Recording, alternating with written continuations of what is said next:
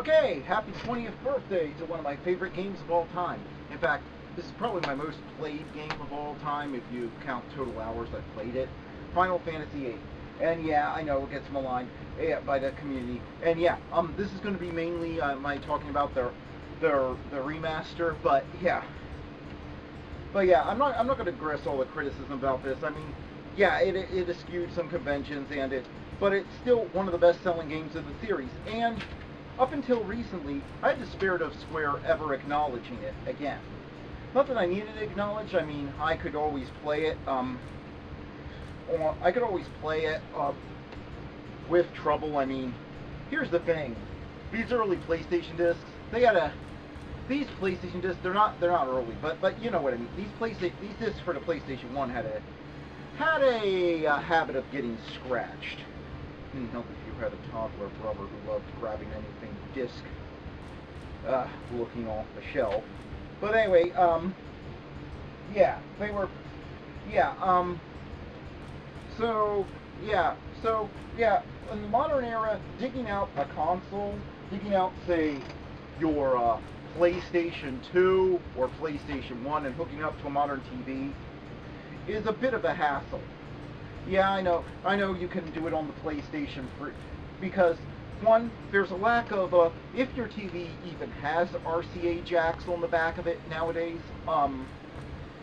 chances are it only has one set, which means you have to constantly unplug and replug your classic systems, or get splitters tied into splitters, but I find that splitters tend to degrade the picture quality, so that isn't my favorite thing to do. And then you have you just have the thing of scratched discs, and the used copies of this game, go for more and more every year. It's not as bad as with some games. They're still in the the upper I've found them is still the $80 range, that are not as bad as it could be, and you do sometimes find them, but for around $15 to $20. Although I find a lot of times those used copies tend to have at least one disc scratched. But here's the thing: is I think my expectations. I'm glad that the remaster got out just in time for the 20th anniversary. I was a little disappointed when the anniversary of the Japanese launch came and went without Square saying anything. But then again, that's kind of par for the course, them ignoring Final Fantasy VIII. So, yeah. But I'm just going to explain where I'm coming from while judging the remaster, and then tell you what I think of it. I've had a week now to play it. I was planning to do a big video last week, but I realized that I wasn't going to see enough of it to judge it. But here's where I was coming from. There were all sorts of ridiculous things that were being pressed about it. Here's what I expected from the beginning, from the moment this was announced. I don't even think Square shouldn't have stuck. First of all, I don't think Square should have stuck their neck out and called this a remaster. I think they should have just called it a re-release, because that's what it really is. I mean, yeah, what they've done with some of the graphics is fairly impressive, and I like it. But here's what I think. Here's what I think they should have just. They should have just announced it as what I thought it was going to be, which is the same re-release that they've had digitally for years of Final Fantasy VII and Final Fantasy IX on modern consoles and on the PC. Now, there is a port of the PlayStation version that's available on Steam, but if you've seen my videos about the music in that, you know that original port just completely did in the music. However, here's what I'm going to say. If you're getting this on PC for the first time, then just get the PC version, then just get the older PC version, not the remaster, the older PC port, and then have the graphics modded and have the music modded so it sounds proper, and you'll be very happy. Now, here's what I expected. The source code was lost. That's what a lot of articles and a lot of people talking about this seem to forget, is Square actually lost the source code for this game. I suspect that's why they didn't talk about it for years, because it was sort of an embarrassment to them. I mean, It's the third or fourth best-selling game in the Final Fantasy franchise, and they had lost the source code, so they couldn't do re-releases. I remember when the PSP was first announced, I was like, well, this will be the perfect system to get re-releases of the PlayStation Final Fantasy games on. But I was upset that that never happened for any of them. But I was especially like, I want portable Final Fantasy VIII. Well, now it looks like if I get a Switch, I'll finally get portable Final Fantasy VIII. But anyway, so all I was expecting was them to reconstruct the source code. I wasn't expecting any of this. And Final Fantasy VII and IX are also $15 to $20, just being re-released as they were. This version has slightly enhanced graphics.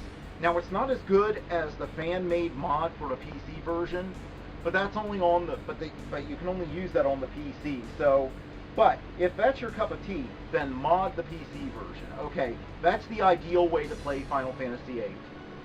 Now, as for playing Final Fantasy VIII on a modern console, if like me, you want to sit down and you just want to play it on your modern console with your modern controller, no fuss, no muss, no fuss, nothing, no mess, nothing like that, well then this is a very good way to play the game, and I'd say it's well worth the $20. You're getting 40 to 60 hours of gameplay, which I consider to be top-notch gameplay here. So you're getting your money's worth, I would say. However, there are some issues I have.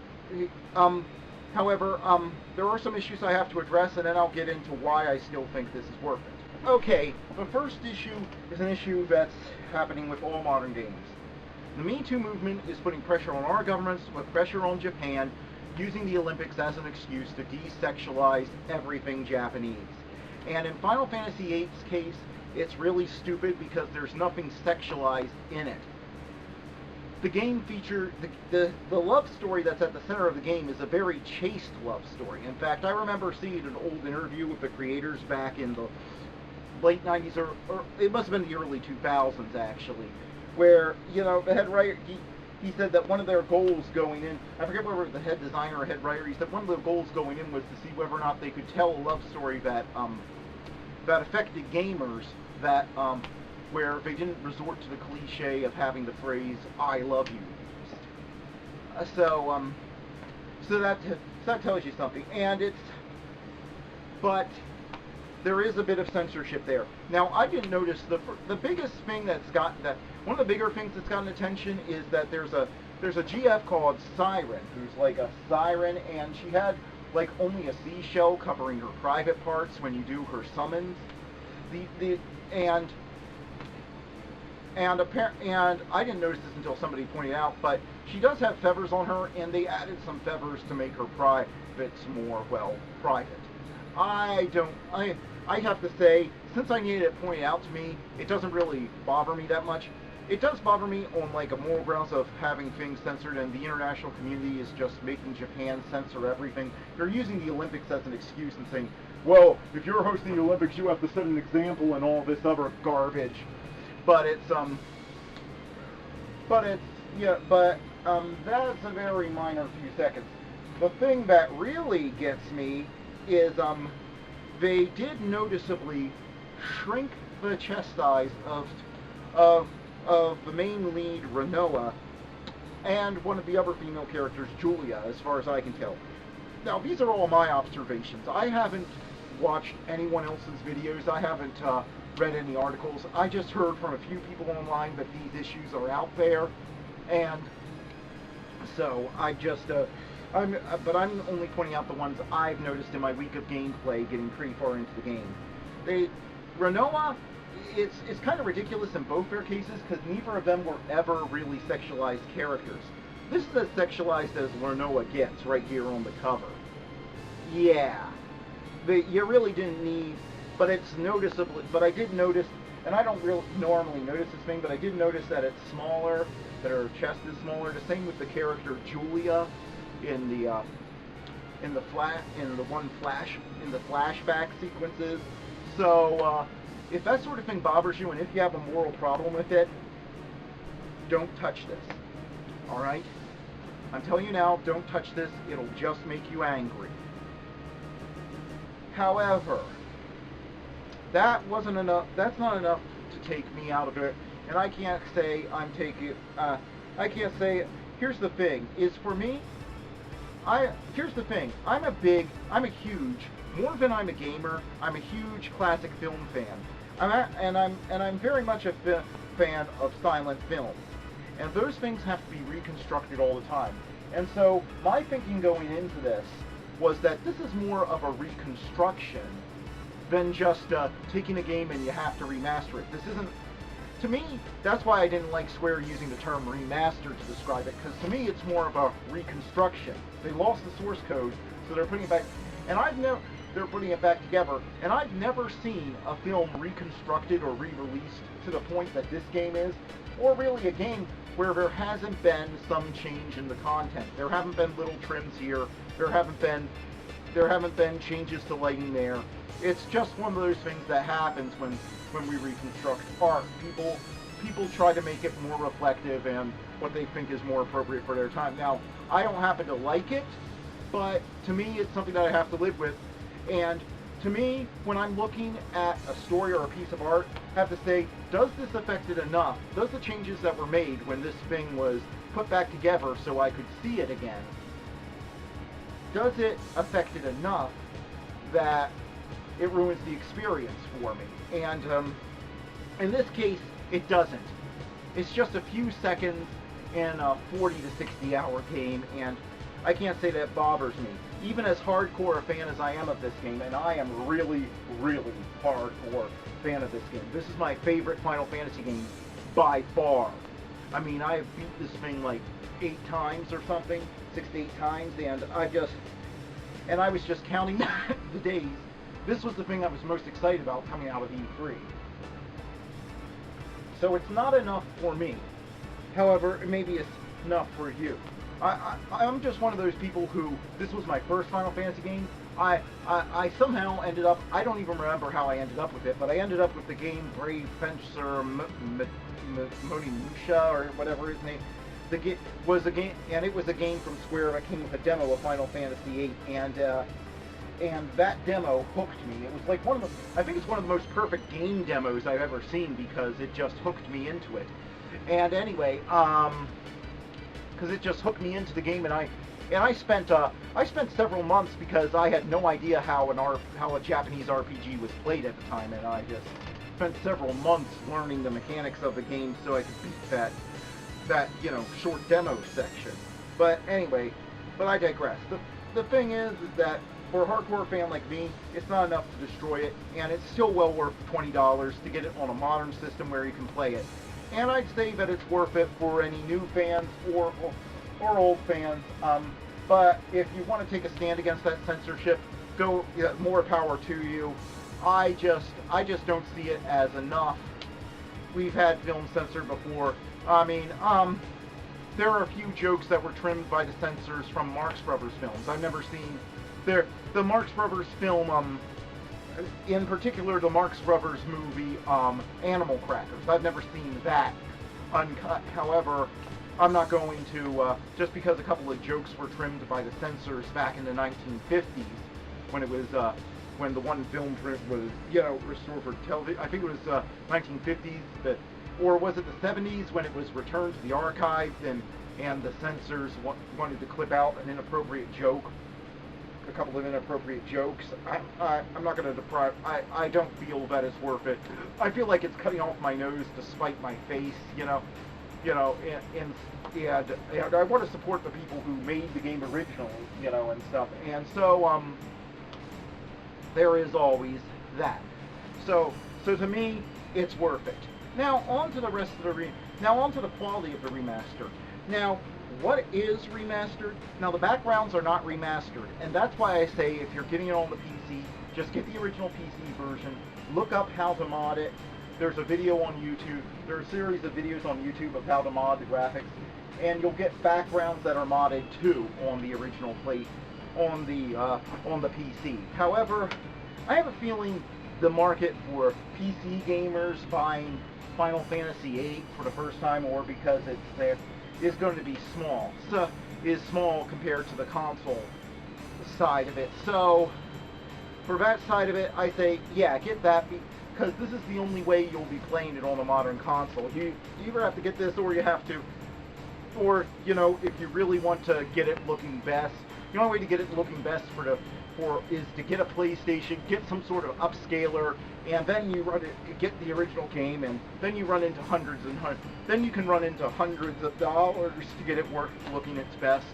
Here's what you can expect, is it looks like a very good late PlayStation 2 game. They took a late PS1 game that looked very good for a PS1 game, and yeah, I know that meme, but come on, that meme with the best looking guy here, but come on, that character model was never meant to be seen that close. That was a faraway character model. In animation, in computer animation, in any form of animation, the only way you make something look far away from the camera is to remove detail from it. That's how you make it look far away from the camera. And then you put other objects, of course, to set up its distance from the camera. But that's how you make a character or somebody look far away from the camera. Now, that's how it works. So, you do, and that's how, you know, so that's what was going on there. But yeah, everybody looks on model. I didn't notice anything particularly wrong with Squall. Again, I said Renoa and Julia, their bust sizes. That's the only major change I saw, and I don't even get the need for that change, since they're never sexualized in the game, like, at all, and they're actually dressed very modestly for what they're for. Yeah. So it's like they're so yeah, and it's really strange with Siren, since Shiva, who I'd consider to be Shiva, who seems to be completely naked, is left uncensored. But yeah, but I'm seeing details that I've never noticed before. I mean, everything looks better. Everyone's faces have expression. It's not 4K. You're not getting voice acting, which, by the way, I was relieved, because I didn't want voice acting, because if it was going to be a rush job. It was going to be, and I just didn't trust them to get it right. So, you know, it's just one of those things of all these characters, you know, they have a sound, you know, and it's, you know, I didn't want that in the main game. Just, you know, read it. It's still well worth playing, and it's a great 20th anniversary present.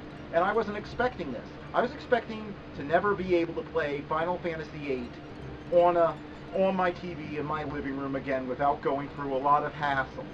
So, being able to play it looking better than ever in a modern TV, that is well worth $20, and it is a great 20th anniversary present from Square. And thank you, Square. I know this can't have been an easy decision. I mean, reprogramming a game where there wasn't any source code, that has a lot, that has split the fan base, isn't a no-brainer. So this wasn't a no-brainer for Square. This wasn't guaranteed to make them money, and that's the other reason why I decided to buy this. That's one of the other reasons why I decided this is worth it, because I want them to see that, yeah, it is worth it to restore your stuff. Just please don't repeat giving into this woke crowd again. Thankfully, you didn't do much damage this time, so I'll let it pass. But yeah, this is a great. I call this a really good you know, present to the fans. Oh, and by the way, the gameplay footage I've been showing in the background, because I wanted something running in the background, is from a channel I just discovered called Final Fantasy VIII Fandub. And it's an excellent fan dub that adds voice acting to Final Fantasy and treats it like basically an anime. They make, I mean, a lot of effort and love went into this fan dub. If you like Final Fantasy VIII and you want to see a really good fan project, well, this is a really good recorded fan dub, and they did something that I didn't think was possible. They got Squall's voice right, so which that's a hard thing to nail. This sort of deadpan guy, but he also has to have some emotion, but you can't really have him having too much. That's kind of hard. That I always wondered if anybody would get it right, but it sounds right to me. And they have their own opening and closing, just like it's an anime. It's really good for any fan of Final Fantasy VIII. So I just needed some gameplay footage running in the background, and this isn't the remaster. They just did a really good capture of the original game, so check their channel out and show them some love. Alright, Final Fantasy VIII Fandub is the name of the channel. So yeah, I'm happy with the remaster, and I'm happy. And one or two quibbles, but you know, I figured I was gonna have those anyway. But it went above what I thought it would be, which is just re-releasing the game, just dumping the game onto the marketplace like they did with 7 and 9. So yeah, I'm a very happy Final Fantasy VIII fan, and I hope you'll enjoy it. And if you've never played Final Fantasy VIII before, I hope you'll give it a chance, because it's well worth playing. The junction system is my favorite magic system in any game, and just enjoy. Happy 20th anniversary, Final Fantasy VIII fans.